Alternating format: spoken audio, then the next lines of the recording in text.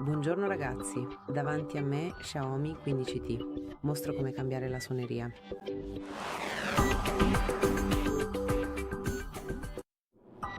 Quindi, se volete aggiornare la suoneria del vostro telefono, aprite semplicemente le impostazioni. Poi trovate e selezionate suoni e vibrazione. Qui individuate la voce suoneria e ora scegliete l'elemento da cui volete selezionare questa melodia. Gli album sono qui, quindi potete sceglierne uno anche online se avete la connessione di rete attiva. Allora lasciate che vada su suonerie locali. Qui potete scegliere qualcosa dal registratore, dai file audio o dalla vostra musica e anche da tutte le opzioni disponibili. Quindi semplicemente toccando potete applicarla.